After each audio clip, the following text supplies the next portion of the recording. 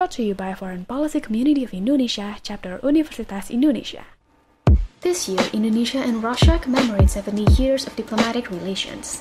Despite the huge geographical distance between them, Indonesia and Russia have been able to forge a productive bilateral relationship, though marked with ups and downs.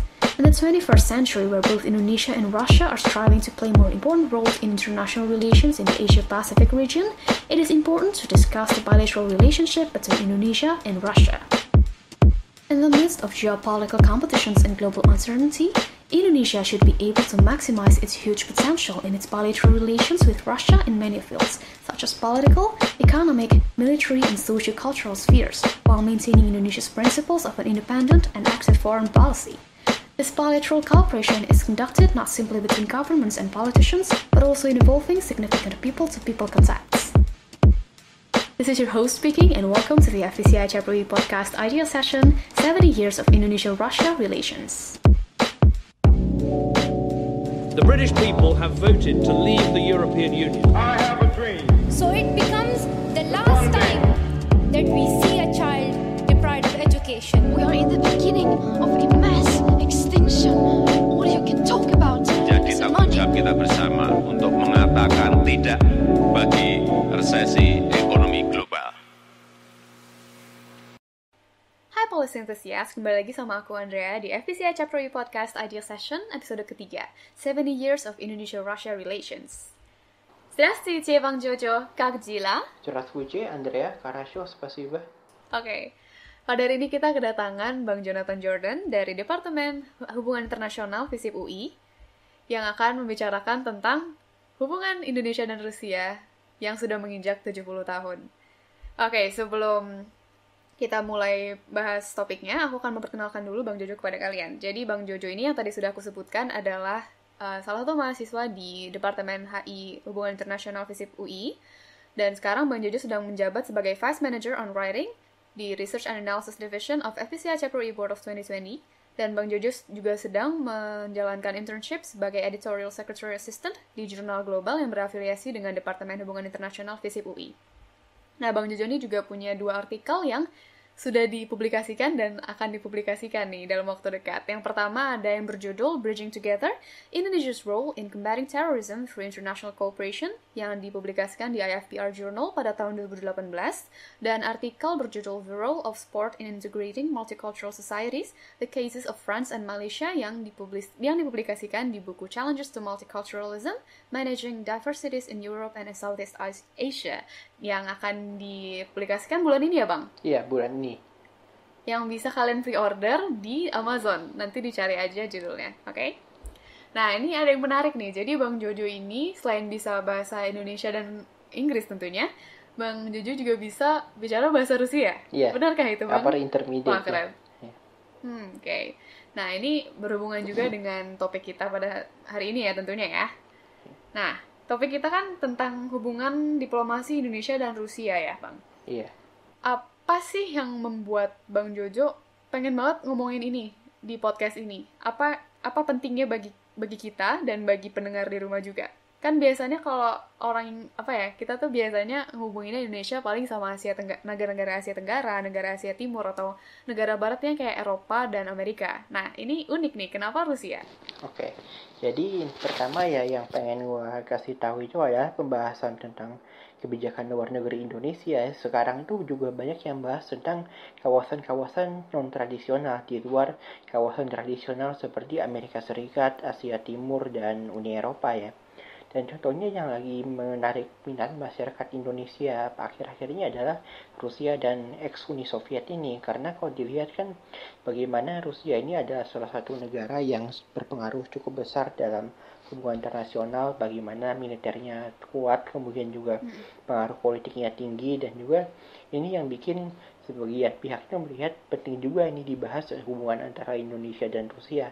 Dan juga dari generasi muda Indonesia sendiri juga cukup banyak yang menggemari topik atau menggemari kajian-kajian tentang ini. Karena kalau dilihat misalnya video-video lagu Soviet atau video-video lagu Rusia di YouTube itu kan videonya juga banyak, dan juga banyak yang dari Film-film juga Indonesia banyak ya. banyak orang bikin meme Soyuz nih Rusia kayak gitu lah.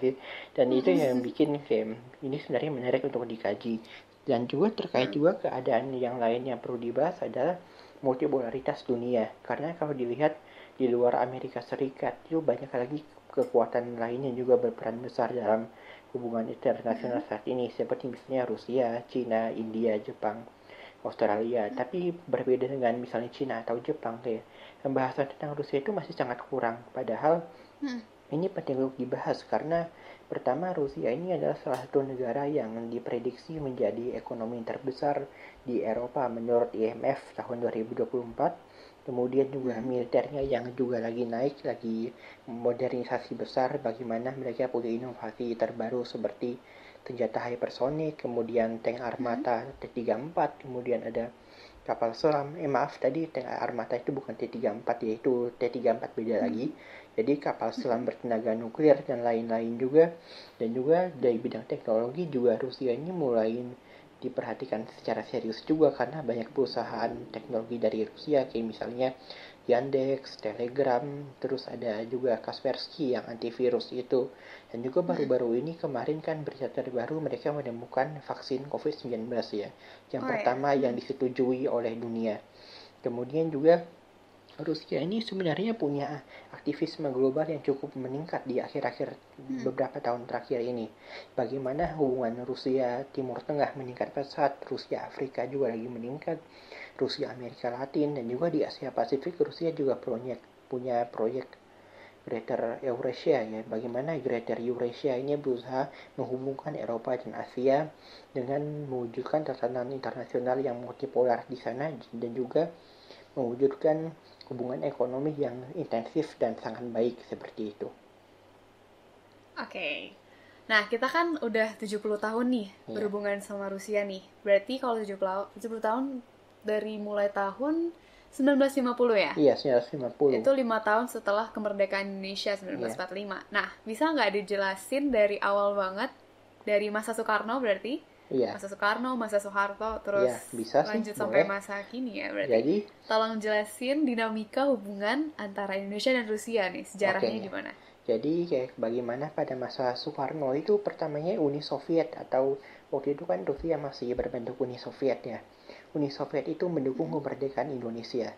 Karena pertama Uni Soviet dan Indonesia ini kan adalah negara-negara non-barat ya. Bagaimana Uni Soviet ini mendukung perjuangan negara-negara non-barat melawan imperialisme, melawan kolonialisme, dan melawan penjajahan negara-negara barat. Dan juga perlu dicatat juga kalau misalnya Indonesia kan setelah awal-awal kemerdekaan itu mau dijajah lagi sama Belanda ya. Belanda ini kan anggota NATO dan Indonesia itu atau Uni Soviet itu gak mau kalau Belanda itu menguasai Indonesia karena takutnya kalau Belanda makin kuat, NATO makin kuat, maka itu akan melemahkan perjuangannya Soviet juga.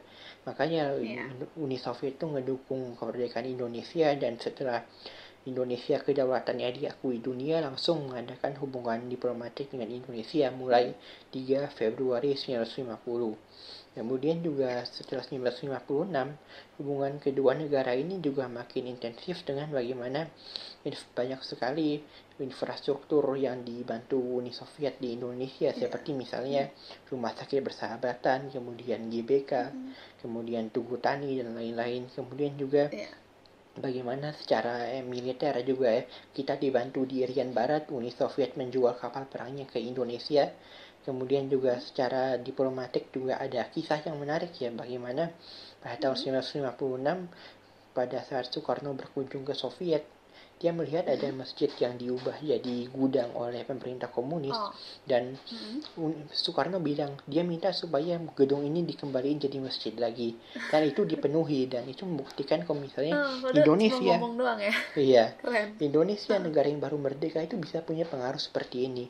Dan Uni Soviet mau mengikutinya meskipun Uni Soviet adalah negara yang jauh lebih powerful daripada Indonesia.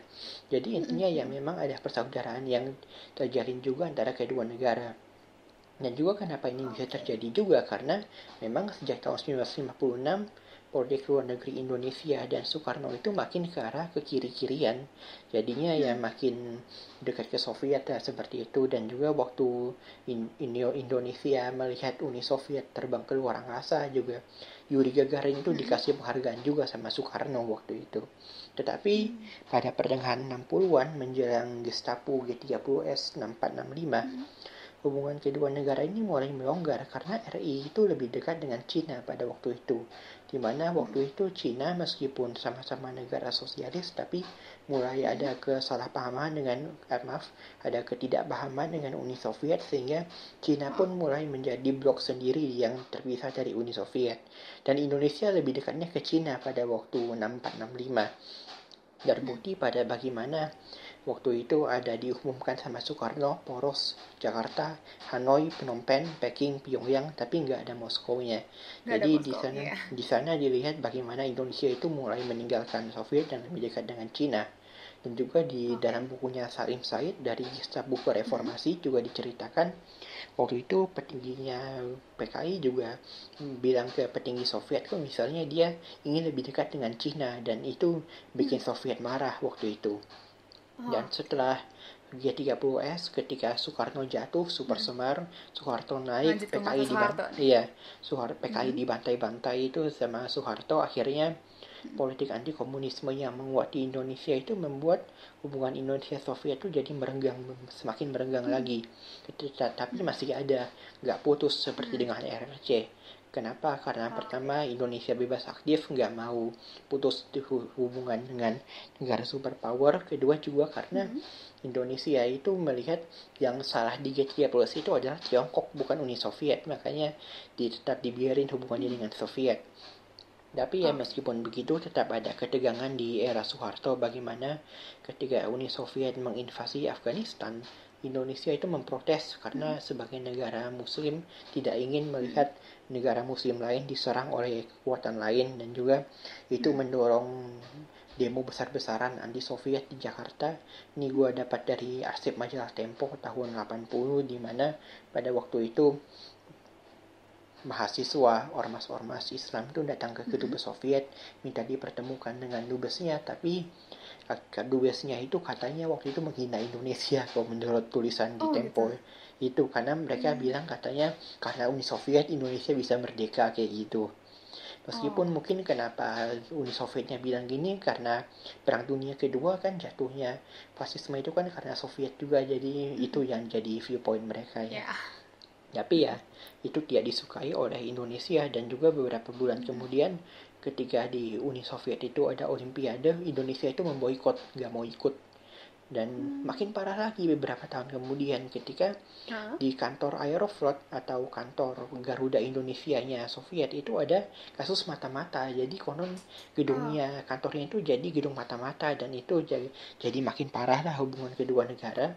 Tapi mulai membaik di era Mikhail Gorbachev, di mana Gorbachev ini berusaha mengubah pandangan politik Soviet yang sebelumnya konfrontatif menjadi mulai mendekati negara-negara yang sebelumnya bermusuhan, seperti misalnya Amerika Serikat dan juga Cina, karena Cina kan setelah 20 tahun lebih bermasalah, akhirnya Gorbachev mau datang ke Cina, dan Soeharto tahun 1989 itu datang ke Soviet dan juga memperbaiki hubungannya dengan Uni Soviet pada waktu memperbaiki hubungannya, meskipun waktu itu Soeharto bilang ke Gorbachev kalau kita tetap akan melarang komunisme di Indonesia seperti itu, tapi kita tidak akan bermusuhan dengan negara-negara komunis. Itu yang dikatakan Pak Harto. Jadi bahan referensi yang gua kutip untuk masa Soekarno dan Soeharto ini ya, itu dari bukunya Bill Persing, Bear and Garuda, Soviet-Indonesian Relations. Meskipun ya karena gue bukan sejarawan, jadi gue mengutip ini dari sumber-sumber sekunder ya, termasuk buku ini. Kemudian akhirnya setelah Soviet runtuh, terjadi reformasi juga kan beberapa tahun. Kemudian di Indonesia pada awalnya itu agak stagnan hubungan kedua negara. Karena kedua negara ini lagi fokus pada masalah internal dulu, termasuk Indonesia ya yang masih konsolidasi politik dan demokratisasi. Baru di era Megawati tahun 2003 ada kunjungan pertama Megawati ke Rusia dan waktu itu Megawati juga mengunjungi masjid yang diwarisi oleh bapaknya itu, Masjid Biru tadi. Kemudian juga di pertemuan itu juga Megawati dan Putin menandatangani perjanjian kemitraan komprehensif dan rencananya 2020 70 tahun hubungan bilateral ini, kemitraan ini akan ditingkatkan lagi ke level yang paling tinggi, yaitu kemitraan strategis, di mana kalau udah kemitraan strategis tuh bidang kerjasama itu sangat intensif, dan juga Indonesia itu cuma punya sedikit sekali kemitraan strategis, cuma dengan Amerika, Cina, Australia, dan nanti juga dengan Rusia akan punya. Jadi ini akan menjadi momen yang bagus untuk hubungan bilateral kedua negara, dan menurut Pak Dubes RI untuk Rusia, ini akan ditandatangani ketika kedua kepala negara ini akan bertemu, gitu. Oke, lanjut nih ke hubungan kontemporer yang baru-baru ini maksudnya, yang zaman Pak Jokowi, terutama di periode kedua nih. Kira-kira hubungan Indonesia-Rusia nih di berbagai aspek, contohnya aspek politik, militer, ekonomi, dan sosial budaya ini gimana, Bang? Oke, jadi mungkin kalau politik itu kedua negara ini cukup baik hubungannya kalau dari sumber-sumber yang gue baca, karena pejabat kedua negara ini gue baca itu sering ketemu di pertemuan APEC, G20, ARF, East Asia Summit, dan juga KTT ASEAN Rusia. Jadi memang ada pertemuan yang rutin antara kedua negara, dan juga perlu dicatat juga kedua negara ini punya potensi hubungan politik yang sangat baik karena ada kesamaan pandangan politik luar negeri. Indonesia adalah negara yang sangat mendukung multilateralisme, multipolaritas, dan bukan hegemoni atau dominasi negara tertentu. Begitu pula dengan Rusia. Rusia juga di arah politik luar negerinya sekarang itu lebih berusaha mengutamakan multipolaritas dan multilateralisme, meskipun kalau gue lihat kenapa Rusia bertindak begini ya, karena nggak mau jadi junior dibanding AS atau Cina ya. Jadi Rusia itu tetap mau bermain sebagai kekuatan besar, makanya dia lebih suka multipolaritas seperti itu. Dan ini yang bikin hubungan politik kedua negara cukup baik karena kesamaan visi juga. Kemudian secara militer, menurut jurnalnya Gindarsah itu Rusia adalah eksportir militer terbesar kedua bagi Indonesia setelah Amerika Serikat. Dengan Indonesia beli pesawat, beli helikopter, beli senjata, dan lain-lain juga. Dan juga bulan Desember ini akan ada latihan Angkatan Laut pertama antara TNI AL dengan AL-nya Rusia.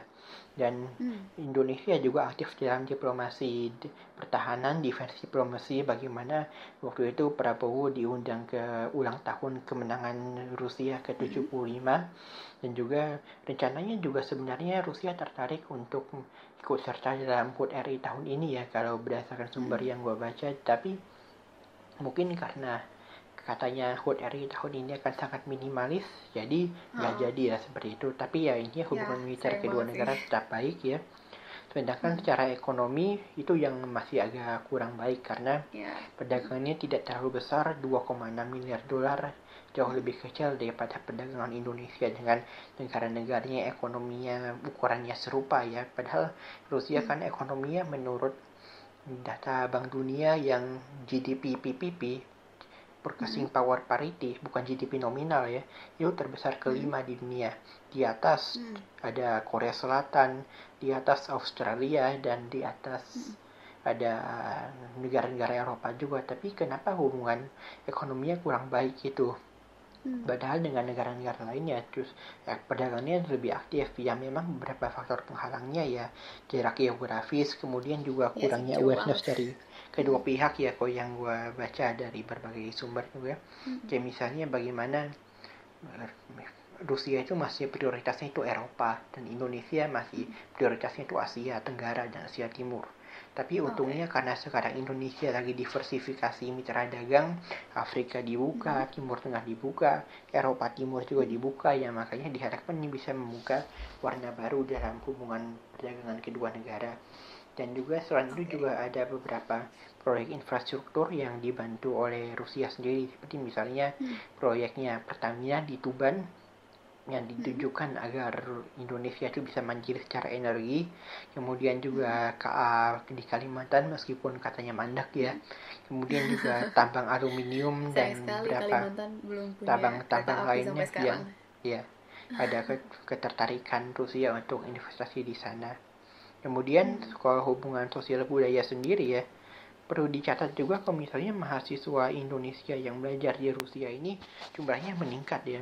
Kalau dari data yang gue himpun dari Permira atau Perhimpunan Mahasiswa RI di sana, meskipun jumlahnya itu masih nggak sebesar negara-negara ASEAN lainnya. Kalau dilihat Indonesia itu masih dalam jumlah ratusan, berbeda dengan negara ASEAN lain yang udah ribuan kayak Myanmar itu udah 3.000, padahal dia bukan negara yang kaya-kaya amat kalau bagi sebagian pihak. Ya maaf kalau misalnya bukan menjelekkan ya, tapi memang kayak seperti ada penilaian seperti itu.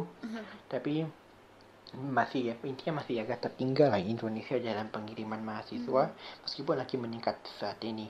Kemudian juga turisme lagi meningkat kedua negara, dan juga baru-baru ini tuh ada rencana ASEAN dan Rusia itu kerjasama vaksin dan obat-obatan COVID-19 ya. Oke, kayak kemarin kan udah ada keputusan dari presiden mereka kalau misalnya mereka baru saja mengapprove vaksin pertama di dunia, dan ini jadi langkah juga kalau misalnya mereka mau ekspor vaksinnya ke Asia Tenggara termasuk Indonesia.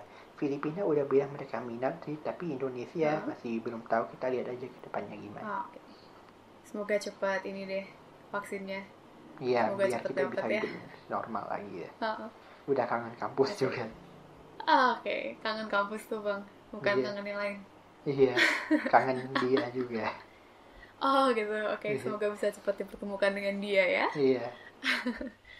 Oke, kita lanjut ke bagian selanjutnya. Kita akan ngomongin tentang peluang dan tantangan di masa depan nih buat Indonesia dan Rusia. Bagaimana tuh Bang kira-kira? Peluangnya deh pertama. Mungkin peluangnya yang pertama ya, mungkin bagi sebagian pihak itu melihat Rusia sama Indonesia itu punya beberapa kemiripan.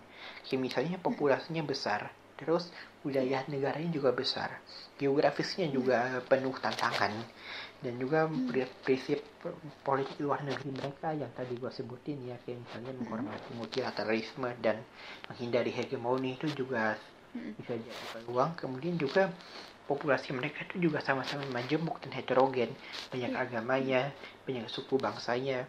Ya misalnya kalau bisa dibilang Rusia sama Indonesia ini agama mayoritasnya terbalik aja sih. Indonesia mayoritas Islam, minoritasnya Kristen, tapi Kristennya Indonesia juga kuat dan tersebar di berbagai daerah. Sedangkan kalau di Rusia Kristennya mayoritas tapi Islamnya minoritas, dan Islam itu juga kuat karena di beberapa daerah mereka juga jadi stronghold-nya mereka. Itu yang pertama. Kemudian juga yang kedua, peluang lainnya yang bisa dimanfaatkan adalah Rusia ini bisa jadi mitra alternatif di antara persaingan Amerika Serikat dan Tiongkok yang menguat di Asia Pasifik. Jadi gue pernah ikut webinarnya Valdai Club sama FPCI, dan di sana itu mereka bilang kalau misalnya Rusia itu bisa jadi penengah agar Asia Tenggara itu jangan jatuh ke dalam konflik seperti era Perang Dingin, di mana hanya ada kubu Amerika dan kubu Soviet pada waktu itu. Dan sekarang kan kekhawatirannya ada kubu Amerika sama kubu Cina. Takutnya itu kalau misalnya dua negara doang ini akan mendorong ASEAN dalam situasi memilih saja. Dan takutnya itu ASEAN itu jadi pion dari kerajaan dan ratu yang besar-besar ini. Jadinya ya diusahakan agar jangan jadi pion ASEAN, tapi mau mengundang kekuatan besar lainnya juga agar kita balance pengaruh negara-negara besar di sini. Makanya ya ada KTT Asia Timur, ada ARF, makanya ada ASEAN Rusia, ada ASEAN India, ASEAN Jepang, dan lain-lain juga.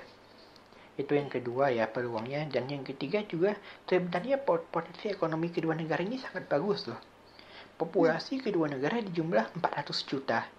Ekonomi Rusia terbesar nomor 5 menurut GDP PPP dan terbesar ke-10 menurut GDP nominal. Sedangkan Indonesia secara GDP PPP terbesar nomor 7, GDP nominal terbesar nomor 16. Kita 20 besar dunia. Dan menurut prediksi IMF, nanti 2024 Indonesia dan Rusia akan jadi ekonomi terbesar ke-5 dan ke-6 di dunia menurut GDP nominal. Jadi intinya ya kita sebenarnya bisa, ya, ekonominya bagus prospeknya. Tapi dan sebenarnya kita bisa impor banyak banget ya, kayak misalnya impor dan ekspor banyak banget. Kayak misalnya Indonesia itu boleh banget kayak beli makanan Rusia, yang kan makanan Rusia kayak enak juga sih sebenarnya, jadi bisa diimpor juga. Dan juga Rusia juga mungkin minat juga dengan produk-produk Indonesia yang kayak misalnya kopi dan teh debu dan lain-lain. Makanya kan sekarang prioritas pemerintah Indonesia kan diplomasi ekonomi ya. Jadi ini bisa bermanfaat juga bagi pengembangan hubungan kedua negara.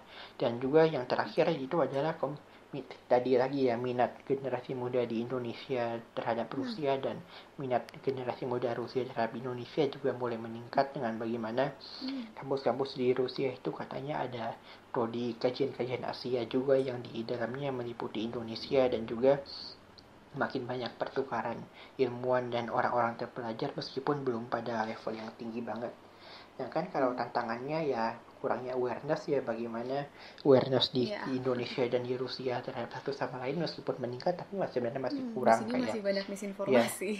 Kayak misalnya ada yang masih mengidentikan Rusia dengan PKI meskipun komunis di Rusianya udah runtuh. Terus juga di hal lain juga tahu Rusia cuma dari film Hollywood doang yang bagaimana tokoh orang Rusianya kan biasanya jadi gangster, jadi mafia, jadi pemabuk vodka di jalanan sambil nyolong mobil tokoh protagonisnya lah kayak gitu.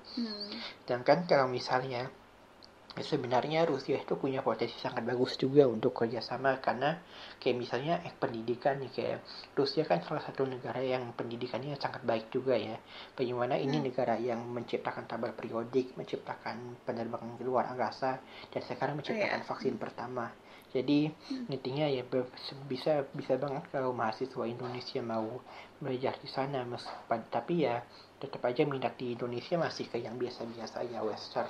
Ya itu nggak salah sih, tapi ya mungkin bisa dipertimbangkan sebagai contoh pilihan alternatif kalau misalnya teman-teman yang mau kuliah di Barat nggak dapat atau nggak berhasil ya kayak. Kemudian juga nggak gitu juga sih sebenarnya, jangan jadiin cadangan juga. Iya. Kayak misalnya juga bagaimana yang kedua juga persaingan geopolitik global, persaingan geopolitik global antara Rusia sama Amerika kan juga kuat banget ya. Jadi meskipun sebagian pihak bilang Rusia bisa jadi jalan tengah di antara Amerika sama Cina, tapi Rusia sama Amerika itu kan juga bersaing. Jadi ada front Amerika Rusia, ada front Amerika Cina. Jangan sampai kalau misalnya Indonesia kerjasama dengan Rusia itu malah mengacaukan hubungan Indonesia dengan Amerika. Padahal hubungan Indonesia Amerika itu juga sangat penting, terutama seperti dalam bidang militer. Amerika itu eksportir terbesar senjata ke Indonesia, Rusianya nomor 2 kan ya. Dan bahkan Amerika udah beberapa kali mengancam Indonesia akan memberi sanksi ya, meskipun bagi sebagian pihak katanya Indonesia akan di whitelist, tidak akan dikenai sanksi, tapi tetap beberapa pihak tetap takut. Jadi intinya bagi Indonesia yang perlu adalah kecerdikan ya, bagaimana agar Indonesia jangan sampai jadi pion. Kita nggak mau jadi tempat pertarungan negara besar ya, kita harus bisa jadi mercusuar, jangan jadi pion di tengah persaingan dunia saat ini. Terus juga mekanisme kerjasama yang beberapa kali yang udah disepakati itu ada yang kurang efektif, kayak misalnya proyek infrastruktur di Kalimantan Timur itu mandek ya.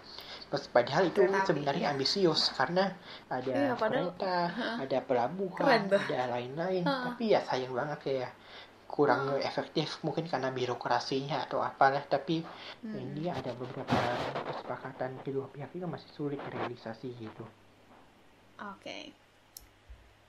Oke, sebelum kita lanjut ke Q&A session, aku ada sesuatu untuk dikasih tahu ke kalian nih. Jadi FVCA Chapter UI ini akan mengadakan Model United Nations yang pertama di tanggal 26 September 2020. Akan ada 2 councils, yaitu UNICEF dan ECOSOC. Grand theme kita pada tahun ini adalah Filling the Gaps in the New Normal Era. Tapi karena masih ada pandemi, maka kita akan mengadakan acaranya secara online via Zoom. Kami sedang membuka pendaftaran early bird untuk National Delegate sebesar Rp69.000 dan untuk International Delegate sebesar $7. Dan sebelum main eventnya, kita akan punya nih pre-event yang berupa webinar pada tanggal 19 September. Nah, webinar ini akan berbentuk kelas eksklusif nih, yang maksimum participants-nya itu cuma 25 orang nih tiap kelas, dan proses belajarnya juga akan jadi interaktif. Nah, kita akan membuka 5 kelas yang akan diisi oleh speaker-speakers yang keren nih dari berbagai kategori, seperti mahasiswa berprestasi UI, terus Model UN experts, diplomats, dan students dari World's Top Universities. Last but not least, kita akan mendonasikan sebagian dari profit kami untuk Yemen. Kalau kalian tertarik atau kalian mau daftar, bisa cek Instagram kami di @fpciui.mun. Oke, kita lanjut ke Q&A. Pertanyaan pertama ada dari @classroomboredom. How does Russia counterbalance China's influence in the Pacific by aligning closer to Asian states? Oke, jadi ya ini pertanyaan yang cukup bagus dari Bayu ya, karena dia udah Yeah. kasih gambaran teoretik yang bagus ya dengan counterbalancing Keren, teori. Bayu. Ya, jadi kalau bagi yang belum tahu, kalau misalnya counterbalancing itu adalah tindakan sebuah negara yang ditujukan untuk membalance atau melawan balik pengaruh hegemoni negara lain agar negara lain itu jangan jadi hegemon atau penguasa yang dominan di satu kawasan. Nah, jadi pertanyaannya Baju kan bilang bagaimana Rusia bisa membalas pengaruh Cina ya. Mungkin bagi sebagian pihak agak bingung, lah Rusia sama Cina bukannya temenan ya? Ya memang mereka memang temenan, politik dekat, militer dekat, ekonomi dekat. Tapi Rusia itu juga punya ketakutan sendiri terhadap Cina. Kenapa? Karena kalau misalnya Cina naik-naik terus nih, kayak Cina ini kan lagi sangat aktif ya, sangat berusaha memperluas pengaruhnya. Takutnya itu akan membuat Rusia itu jatuh dan jadi semacam terdegradasi gitu lah, kalau istilah sepak bolanya ya, terdegradasi dari persaingan negara-negara besar. Padahal kalau misalnya kita belajar tentang pemikiran strategiknya Rusia itu harus jadi negara besar. Kalau enggak, keamanan dia nggak akan terjamin. Nah, makanya itu yang jadi rasional dia untuk menahan pengaruh negara-negara besar, nggak cuma Amerika, tapi juga tuh some extent juga Cina juga ditahan pengaruhnya. Karena kita lihat bagaimana India sama Jepang nih. India sama Jepang ya, meskipun bukan ASEAN ya, memang persaingannya baju ASEAN, tapi gue ngomongin India sama Jepang dulu, karena India sama Jepang ini kan juga dua regional power yang cukup besar di Asia Pasifik, meskipun bukan super power ya. Tapi India sama Jepang ini sama-sama punya kekhawatiran akan Cina yang begitu dominan, dan India sama Jepang ini juga sudah berusaha mempertahankan hubungannya yang baik juga dengan Rusia juga. Bagaimana Rusia itu jadi sumber senjata bagi India, kayak Rusia itu banyak ekspor senjata ke India juga. Dan juga di Jepang yang pada awalnya setelah kasus Crimea memberikan sanksi ekonomi ke Rusia, Jepang sekarang lebih udah menghentikan sanksi itu, karena Jepang nggak mau kalau misalnya Jepang terlalu menjauhi Rusia, maka Rusia akan semakin dekat dengan Cina, dan ini akan buat Jepang semakin takut terhadap Cina. Makanya ya Jepang juga berusaha baik-baik juga sama Rusia dengan harapan agar di Asia Pasifik ini jangan terjadi dominasi Cina yang berlebihan. Nah, itu untuk di Asia Pasifik secara umum. Sedangkan kalau di ASEAN sendiri, apa yang Rusia lakukan ya pertama dengan komunikasi politik yang lebih besar ya, bagaimana sekarang banyak pejabat dari Asia Tenggara mulai aktif bertemuan dengan pejabat Rusia juga, biar kita jangan cuma ke negara-negara tradisional aja, tapi juga berusaha mendekati Rusia juga. Terus juga secara ekonomi, beberapa negara Asia Tenggara itu udah tanda tangan kesepakatan perdagangan bebas dengan Eurasian Economic Union atau EAEU. EAEU ini adalah semacam blok ekonominya Rusia dan negara-negara ex-Uni Soviet. Dan ini udah ada kesepakatannya antara beberapa negara ASEAN dengan EAEU, kayak misalnya Vietnam EAEU, kemudian Singapura EAEU, dan juga yang lagi dalam pembahasan Indonesia sama Kamboja juga mau tanda tangan perjanjian ini juga. Nah, dengan ini kan diharapkan juga Cina nggak terlalu mendominasi geoekonomi di Asia Tenggara ya. Jadi ini juga salah satu bentuk counterbalance-nya, itu yang lebih halus ya. Nah, kan yang lebih kasar juga ada. Kayak misalnya Vietnam nih. Vietnam ini kan negara yang sangat takut dengan Cina. Pertama karena Cina mengklaim wilayah laut Cina sebagai bagian dia, padahal bagi Vietnam ini adalah wilayah lautan timurnya. Kemudian juga karena adanya persaingan abadi antara orang Cina dengan orang Vietnam. Dan ketika Cina mengadakan eksplorasi minyak di Laut Vietnam, atau yang diklaim Cina sebagai wilayah lautannya dia, akhirnya Vietnam pun manggil perusahaan minyak Rusia untuk juga bikin kilang minyak di situ. Jadi diharapkan kalau misalnya ada kilang minyak non Cina di situ, ya Cina nya nggak bakal sebebas-bebasnya gitu. Jadi itu contoh bentuk counterbalance konkret yang dilakukan Rusia terhadap pengaruh Cina di Asia Pasifik. Oke. Lanjut ya ke pertanyaan berikutnya dari @Christo Immanuel. Apakah hubungan Indonesia-Rusia sudah cukup dekat untuk Indonesia bisa mendapatkan akses vaksin COVID dari Rusia dalam waktu dekat? Oke, mungkin makasih Kristo. Pertama karena gue bukan policy maker ya, jadi gue nggak bisa memberi informasi yang benar-benar konkret atau benar-benar sesuai kenyataannya, tapi gue cuma bisa memberi informasi dari apa yang sudah gue dengar aja. Jadi dari yang sudah gue dengar dari Pak Dubes RI di Rusia, Pak Wahid Supriyadi, jadi beliau berkata kalau misalnya karena Indonesia udah punya framework kerjasama dengan bagaimana ada ASEAN Russia Protocol on Vaccine Cooperation, kemudian juga ada bagaimana Indonesia itu pernah mengadakan phone call dengan Rusia di mana di sana Presiden Jokowi bilang beliau akan terbuka kalau misalnya Indonesia mau menerima vaksin-vaksin atau obat-obatan dari Rusianya.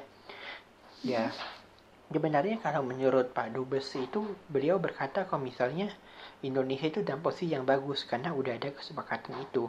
Tapi ya apakah akan terrealisasi dalam waktu dekat atau tidak ya kita lihat juga keadaan di kedua negaranya gimana dulu. Karena kan bagi Rusia, Indonesia mungkin ya emang jauh sih, tapi kayak mau nggak ekspor ini ke Indonesia ketika mereka juga menghadapi permintaan dari ekspor dari puluhan negara lainnya yang juga mau ekspor. Sedangkan bagi Indonesia ya kita lihat dulu vaksin ini cocok nggak sih dengan keadaan Indonesia, karena kayak apalagi kan vaksin ini katanya uji tahap ketiganya kan nggak sempurna ya, jadi diharapkan Indonesia itu bisa memastikan ini vaksin bukan cuma bisa dibeli tapi juga dipastikan ini cocok dengan keadaan Indonesia seperti itu. Oke, kita lanjut ya ke pertanyaan berikutnya dari @Novel Nodi. Mengapa Indonesia tidak memutuskan hubungan dengan Soviet setelah melunasi utang luar negerinya? Wah, ini utang luar negeri yang tahun 80-an itu ya? Iya. Jadi oke. Ya, mungkin bagi yang belum tahu kenapa ada Indonesia punya hutang luar negeri yang besar terhadap Soviet itu adalah karena Indonesia itu waktu tahun 60-an awal itu beli kapal-kapal perang dari Soviet untuk membantu operasi militer Indonesia di Irian Barat. Dan itu mahal banget. Kenapa? Dan Uni Soviet itu kayak baik banget mau jual ini ke Indonesia. Padahal ini kan kapalnya yang paling keren gitu lah. Dan Indonesia itu akhirnya terjebak dalam hutang luar negeri yang cukup banyak terhadap Uni Soviet. Makanya setelah berpuluh-puluhan tahun pun hutangnya masih ada.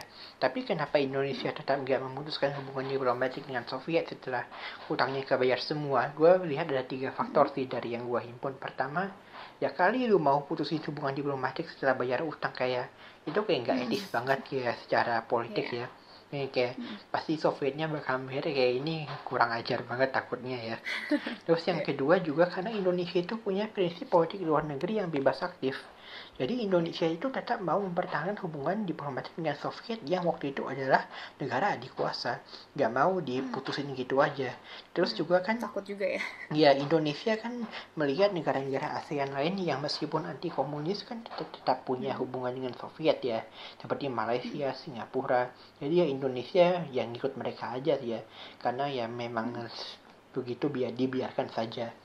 Dan juga ini berbeda dengan misalnya Singapura yang sampai tahun 90 gak punya hubungan diplomatik dengan RRC. Dan ya ini ya jadi yang bikin mereka faktornya pengaruh juga. Dan juga selain itu juga kenapa Indonesia tetap ada hubungan adalah karena view yang berkembang di militer Indonesia waktu itu adalah kulprit di balik G30S adalah Tiongkok bukan Uni Soviet. Karena kan seperti yang tadi gue bilang mulai 64-65 kan lebih dekatnya ke Tiongkok ya ketimbang ke Soviet. Jadinya hubungan dengan Tiongkok yang diputusin tapi Soviet gak diputusin. Itu sih yang jadi faktor-faktor pendorongnya. Tapi ya tetap aja hubungan Indonesia Soviet di era Orde Baru itu emang nggak bagus karena ya tetap aja PKI kayak gitu. Jadi komunis sih. Jadi ya dan juga memang hubungan jadi ya berbeda jauh dengan hubungan di Soekarno awal yang begitu dekat. Oke. Lanjut ya ke pertanyaan selanjutnya dari @Nugi Nugraha. Wow, hai Nugi. Iya, Nugi. Podcast kita Jangan sebelumnya. lupa lo dengerin podcast yang sebelumnya ya. Ada podcast yang tamunya Nugi nih. Sekarang Nugi nanya. Oke. Nugi nanya, if we were going to a global scale conflict, should we consider Russia's aid? Wah, ini pertanyaan yang besar banget ya ini ya. Ya. Hmm. Jadi ya, pertama-tama mungkin kita harus kembali ke pembukaan konstitusi kita yang kita waktu sekolah kita baca di setiap hari Senin pagi ya. Mungkin Nugi masih hafal harusnya.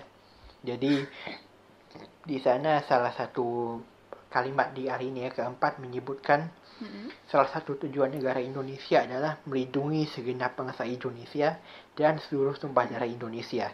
Jadi keutamaan Indonesia adalah melindungi warganya. Jadi ketika misalnya terjadi perang antara Amerika sama Rusia atau sama Cina di Asia Pasifik ini misalnya ya, Indonesia itu sebisa mungkin mengutamakan kepentingan nasionalnya. Jangan sampai kayak misalnya terjadi kayak misalnya kan Indonesia kan kepulauan nih, kayak tiba-tiba Menteri Rusia datang ke Indonesia bilang gini ya, kan kepulauan lu bisa tuh buat nyerang Australia nih, ya udah boleh nggak gua taruh kapal gua di Laut Jawa gitu misalnya. Indonesia ya secara amanat konstitusi nggak bisa mengizinkan itu karena kita fokus negara kita adalah melindungi bangsa Indonesia dan seluruh tumpah darah Indonesia. Jangan sampai karena bersaingan negara besar tuh kita tuh jadi tumbal, jadi pion-pion catur di tengah raja sama ratunya mereka.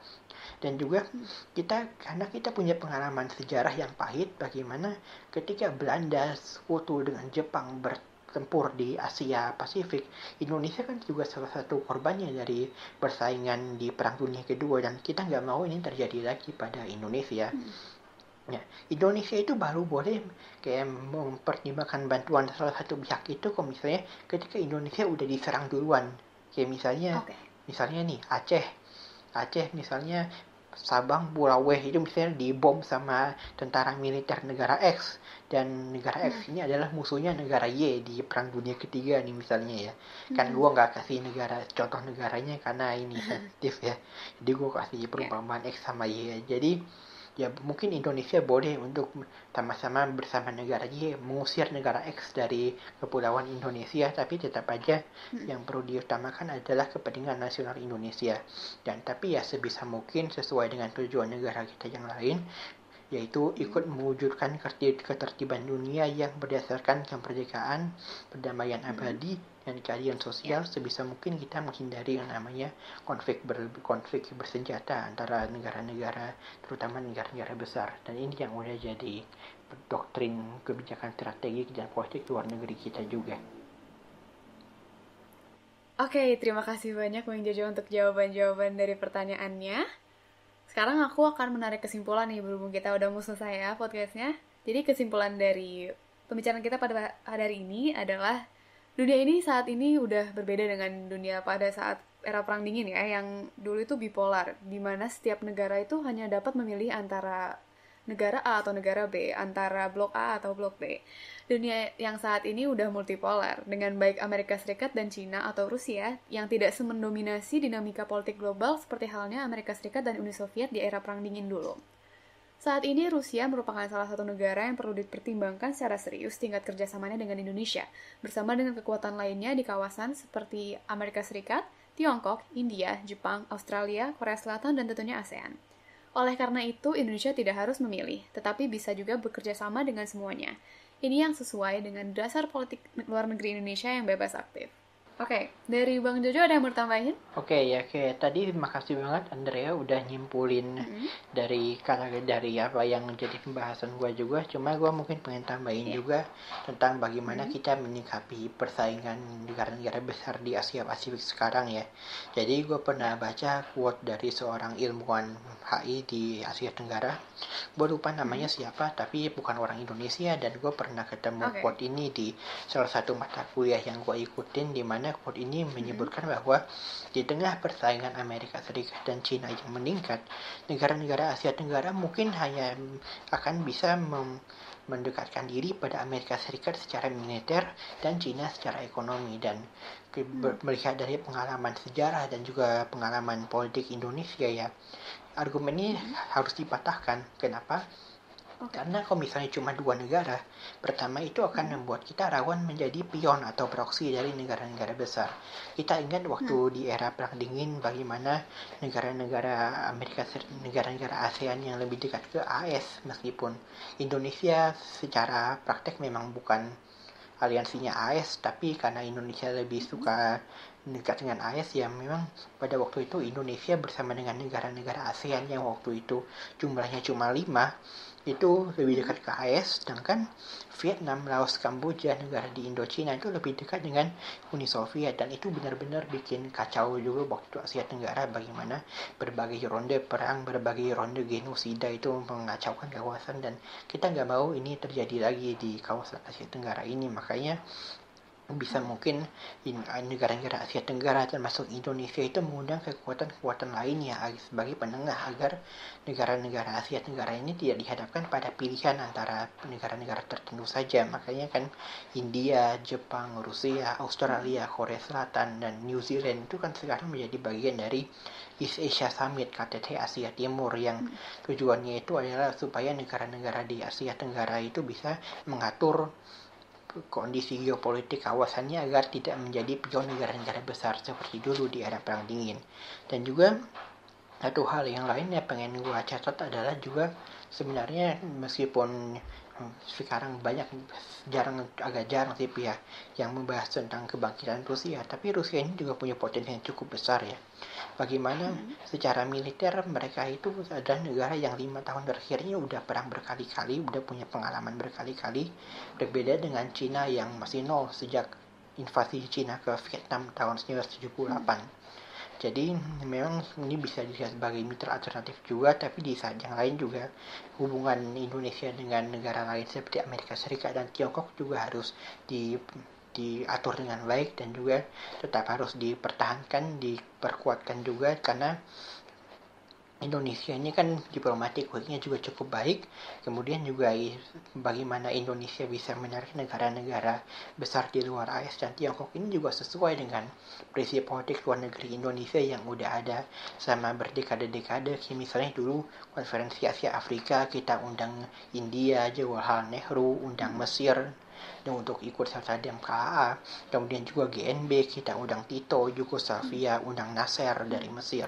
Dan juga kemudian ASEAN kita bagaimana kita mengundang Malaysia untuk duduk semeja, padahal Malaysia baru saja melalui tahap konfrontasi dengan Indonesia. Dan juga dengan Singapura, padahal 2 tahun sebelumnya baru aja Usman Harum ngebom McDonald House. Dan intinya dari situ Indonesia itu mau mengadakan diskusi antara negara-negara yang di sekitarnya agar Indonesia itu bisa menjadi bukan sekedar pion, tapi juga bisa menjadi mercusuar yang menengahi persaingan kekuatan besar di kawasan Asia Pasifik. Itu sih dari gua. Benar banget. Oke, thank you Bang Jojo untuk tambahannya. Mungkin ada bahan bacaan yang bisa dikasih untuk policy enthusiast di rumah tentang terkait topik ini? Jadi mungkin bahan readings yang gue sarankan untuk dibaca yang dimana sebagian dari readings ini juga gue kutip dalam apa yang gue ucapkan di podcast ini ya. Karena kan gue bukan sejarawan, gue bukan pengambil kebijakan ya, jadi gue ngambil dari sumber-sumber lain, baik sumber primer seperti misalnya dari webinar Pak Dubes atau webinar pejabat lainnya, atau dari sumber sekunder juga dari tulisan-tulisan yang membahas masalah ini. Kim, pertama mungkin bukunya Mas Tommy Lebang ya, wartawan senior Kompas tentang 60 tahun hubungan Indonesia-Rusia, sahabat lama era baru. Ya ini kan 60 tahun ya, sekarang 70 tahun ya, meskipun bukunya udah 10 tahun, tapi menurut gue ini masih bagus banget buat masih relevan ya memperkenalkan masalah ini ke pembaca Indonesia, terutama buat pemula-pemula ini juga sangat baik. Dan juga buku ini juga bisa dibaca di perpustakaan UI ya. Kemudian bukunya Victor Sumsky, Mark Hong, dan Emil Yuk tentang ASEAN Russia Relations, Foundations and Future Prospects itu dari ISEAS. ISEAS itu think tanknya Singapura. Jadi buku ini lebih luas jangkauannya karena bahas tentang ASEAN dan Rusia. Dan buku ini di Indonesia gue udah ketemu di 2 tempat. Pertama di perpustakaan Sekretariat ASEAN, dan kedua di PDRH atau FHI. tingkatannya apa sih? Tingkatannya apa ya? Apa ya? Iya. Pusat. Iya. Jangan tanya dong, please. Intinya Ya, ketahuan. perpustakaan Fakultas Hukum UI lah ya. Iya. Iya. Ya, kemudian juga ada mungkin yang lebih ringan itu ada artikelnya Duta Besar RI untuk Rusia, Pak Wahid Supriyadi, dan juga artikelnya Menteri Luar Negeri Rusia, Pak Sergei Lavrov, yang dua artikel ini ada di situs Kemlu Indonesia sama Kemlu Rusia. Dan dua artikel ini sama-sama membahas tentang 70 tahun hubungan kedua negara, tapi dari sudut pandang yang berbeda. Pak Wahid dari sudut pandang Indonesia, Pak Lavrov dari sudut pandangnya Rusia. Dan yang terakhir, mungkin bagi teman-teman yang bisa bahasa Rusia atau lagi mempelajari bahasanya, itu bisa baca tulisannya Larisa Yefimova yang judulnya Российско Индонезийские отношения в 21 веке. Jadi ini tentang hubungan diplomatik kedua negara di abad ke-21 yang cukup komprehensif juga karena ada berbagai sektor dia bahas yang dimuat di jurnal Международные отношения atau jurnal hubungan internasional yang diterbitkan sama salah satu universitas di sana. Terima kasih banyak Bang Jojo udah meluangkan waktunya untuk hadir di podcast ini. Semoga apa yang udah dipaparkan Bang Jojo ya, dan udah kita bicarakan di dalam podcast ini bisa bermanfaat bukan cuma buat kita berdua, tapi juga buat policy enthusiast di rumah. Nah, jangan lupa untuk follow podcast ini di Spotify, terus follow IG-nya FPCI UI di @FPCIUI, dan subscribe ke YouTube channel kita di FPCI Chapter UI. Foreign Policy Community of Indonesia Chapter Universitas Indonesia Board of 2020, Innovate Beyond Limits. The British people have voted to leave the European Union. I have a dream. So it becomes the last time that we see a child deprived of education. We are in the beginning of a mass extinction. All you can talk about Jadi is tanggung money. jawab kita bersama untuk mengatakan tidak